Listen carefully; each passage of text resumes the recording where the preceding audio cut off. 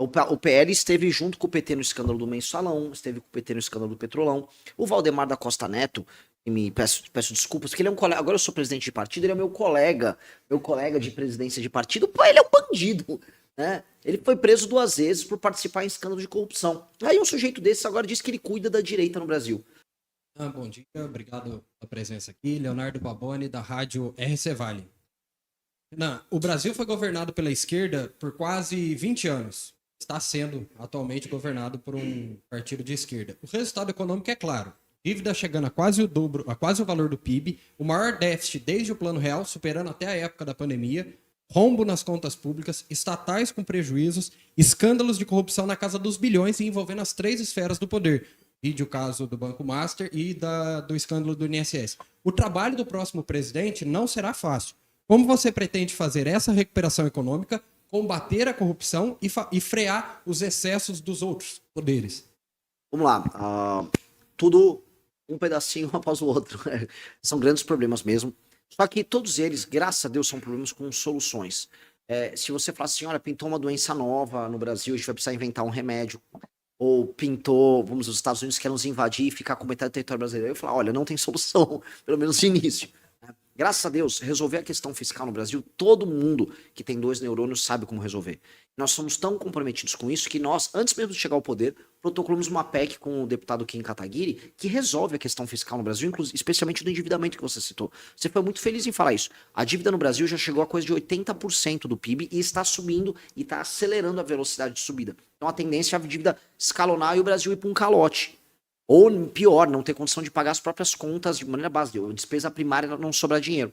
Então, a PEC que nós protocolamos é uma PEC que resolve isso. E eu ganhando a eleição para presidente da República, na transição, ou seja, agora no mês de dezembro desse ano, eu vou passar ela com a legislatura atual. Porque a gente já coloca o Brasil num novo regime fiscal, resolve curva de inflação. Como resolve a curva da dívida no longo prazo, os juros vai poder cair naturalmente, o dinheiro fica mais barato, as pessoas podem investir melhor. Aí eu posso focar em reformas de competitividade, especialmente na área trabalhista, sobrando dinheiro, porque diminui os juros, tem maior capacidade de investimento, então a gente investe em infraestrutura, de energia e de estradas, rodagem, ferrovia, portos, tornando o escoamento de produtos mais baratos, produzir produtos no Brasil mais barato, e aí a gente começa a ter um ganho econômico concreto e verdadeiro. Essa parte se resolve. Sobre corrupção, e isso envolve também em relação com os outros poderes. Nós temos que voltar a ter a prisão em segunda instância. Derrubaram o STF, derrubou a prisão em segunda instância. Hoje, por que o STF manda em tudo o tempo todo? Porque os políticos e os seus empresários amigos não são presos em segunda instância. Ou seja, um juiz manda prender, aí vai para o desembargador, não, o desembargador canetou, condenou, o cara vai preso. Hoje todo mundo tem que parar ou no STJ ou no STF. É por isso que existem tantos escritórios ligados a familiares de membros do STJ e do STF. E aí todos os grandes escândalos de corrupção vão parar nessas cortes. E essas cortes passaram a ganhar dinheiro junto e se envolver. Então, hoje é uma indústria da impunidade. Não tem que voltar com a prisão em segunda instância. Tem que proibir ministro do Supremo, ministro do STJ, de ter qualquer tipo de escritório ligado à familiar dele. E se algum escritório levar um processo para um ministro do STF, tendo algum tipo de relação pessoal, os membros do escritório têm que ser presos. Nós temos que impedir que existam qualquer tipo de ações que rodem no STF que não sejam ações eminentemente constitucionais. Nos Estados Unidos eles recebem 50 ações na Suprema Corte deles todo ano. No Brasil são 8 mil. Óbvio que isso é um absurdo, óbvio que não tem que ser assim. Nós temos que tirar do STF também o poder que eles têm de julgar membros do parlamento brasileiro, seja deputados, sejam senadores, ou seja, o foro especial tem que ser um foro para fora do STF. Nós temos que acabar com as decisões monocráticas que nós temos no STF. Hoje, 83% das decisões do STF são monocráticas. Feito esse pacote, você consegue endereçar boa parte do problema da corrupção e da independência dos poderes que estava na tua pergunta e que é um tema central para o Brasil. Ou seja, são todas coisas que outros países já fazem, a gente não precisa inventar nada. É só chegar um presidente que não tem rabo preso, vontade política, e falar, vou resolver essa questão política do Brasil. E aí, ele vai ter que lutar, porque haverá algum tipo de resistência, mas não é nada que não tenha sido já feito em outros lugares e que a gente não consiga fazer também no Brasil. Boa tarde, pré-candidato, senhor Renan Santos, Anderson, cidade de Passa Quatro, Rádio Montanhês FM, mais conhecido Tucamaia. Tenho acompanhado o deputado Kim Kataguiri, que já demonstrou interesse em promover uma Assembleia Nacional Constituinte. O senhor pautará em uma nova Constituição em seu primeiro governo e como uma proposta política para a presidência, quais as principais os principais temas abordados, uma nova Constituição ou uma reforma desta atual, deve ser prioridade no seu próximo governo, no seu primeiro governo, perdão? Meu primeiro governo, eu tenho algumas coisas simples para resolver no primeiro ano. Ou melhor, vamos colocar nos 2 primeiros anos. Eu tenho que passar a reforma fiscal, como eu falei pro colega antes. Eu quero passar essa reforma fiscal já na transição. Eu quero declarar guerra ao crime organizado e destruir o crime organizado no Brasil, alterando as leis penais, as leis de execução penal, instituindo o direito penal do inimigo. E ao fazer isso, eu vou colocar o Brasil numa rota de crescimento econômico, ao mesmo tempo que eu impus lei e ordem no país. Ou seja, eu acabei com a bagunça, acabei com a esculhambação e estou fazendo o dinheiro voltar a entrar aqui e as pessoas começarem a ver um pouco de prosperidade voltando na vida delas. Eu vou chegar a um nível determinado de popularidade fazendo essas ações. Quando você acumula capital político, tive uma conversa um dia com um grande político, não vou falar o nome dele, político velho. Ele falou, Renan, para que serve capital político? Você investe na bolsa com capital político? Não. O que você faz com capital político? Você gasta.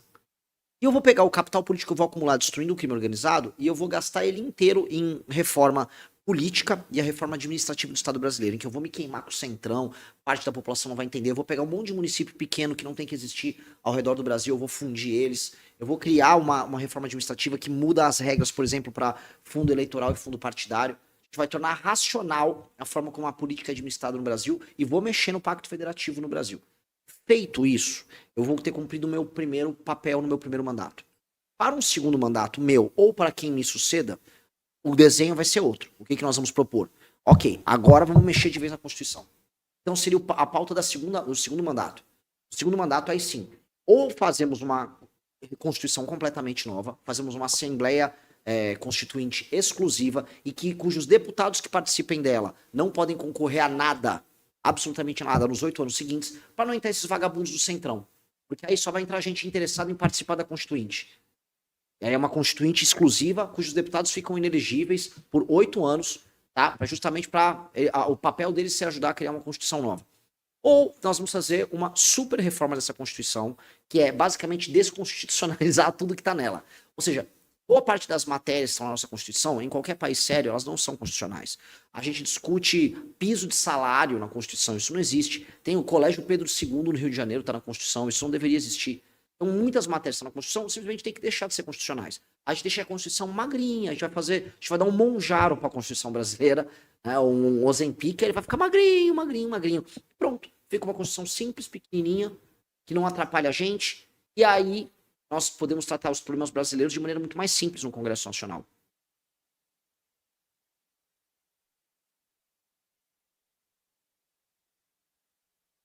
Débora Carneiro, do Dom Lopes Cast.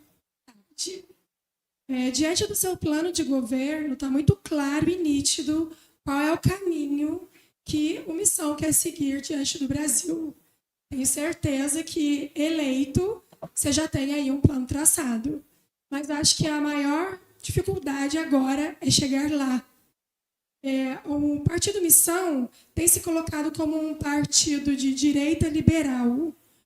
E eu queria entender qual que é a diferença entre os dois partidos de direita que estão aí agora em campanha, para que nós aqui, eleitores que votamos, entendamos que agora é o ideal votar neste partido de direita e não no outro. O outro seria o PL? Sim. O PL é assim, já vou começar provocando os eleitores do PL aqui. O PL é do Centrão. O PL é um partido do Valdemar da Costa Neto que no Nordeste está com o PT. Pra gente entender, for lá pra Bahia, vou encontrar o Bacelar do PL, e o Bacelar é Jerônimo, que é PT. O PL esteve junto com o PT no escândalo do Mensalão, esteve com o PT no escândalo do Petrolão. O Valdemar da Costa Neto, e me peço desculpas, porque ele é um colega, agora eu sou presidente de partido, ele é meu colega de presidência de partido, pô, ele é um bandido, né? Ele foi preso 2 vezes por participar em escândalo de corrupção. Aí um sujeito desse agora diz que ele cuida da direita no Brasil. Então, se a direita virou o Valdemar da Costa Neto, a direita ela é tão imoral quanto a esquerda. A direita não pode apontar o dedo para a esquerda e falar, vocês são corruptos que votam no Lula. O Valdemar da Costa Neto teve em todos os escândalos do Lula. Se ele teve no escândalo do Lula, eu não posso, né, defender o Valdemar e atacar o Lula. Tem que falar que o Lula é legal, igual o Valdemar é legal. Os bolsonaristas, eles são muito complicados nesse ponto, porque eles não veem as próprias contradições. É aquele problema de você ficar apontando o dedo pro outro enquanto você tá todo rasgado também. Então, né, tem que fazer autocrítica. Se eu sou de direita, uma pessoa de direita, ela defende valores. Quais valores? Um dos valores mais claros é: eu não vou pegar o dinheirinho do meu amiguinho, né? Não vou roubar, não roubarás. Sabe? É um preceito básico, né? Se você defende a tradição, e você for defender uma tradição até numa perspectiva bíblica, sabe? Não roubarás deveria ser uma das coisas mais fáceis. Mas pro bolsonarista não entra na cabeça isso. Então, primeiro, nós não somos ladrões.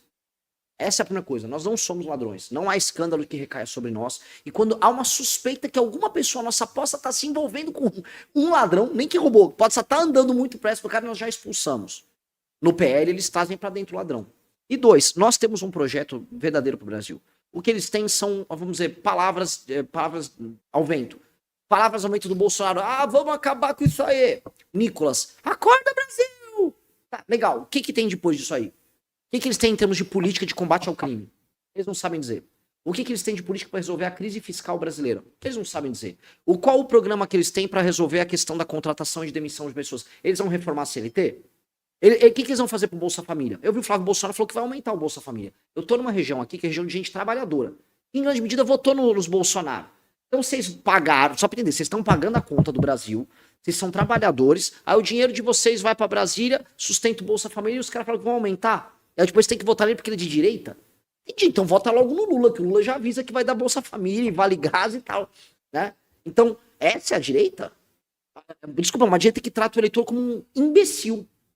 E eu não trato o eleitor como imbecil. Porque eu falo pro eleitor, nós vamos precisar fazer algumas reformas que no começo vão ser amargas. Até porque se você tá com câncer, eu não vou falar, vai ser legal, vou curar essa coisa, vai ser divertido. Não vai ser divertido. Se você tiver com câncer, você vai ter que fazer uma terapia. Se você for mulher, seu cabelo vai cair numa quimioterapia. Você vai sofrer, sua autoestima vai cair, mas você vai ter que lutar. O que eu tô falando é, o Brasil tá em crise, nós vamos ter que fazer coisas muito complicadas, né? O remédio é amargo.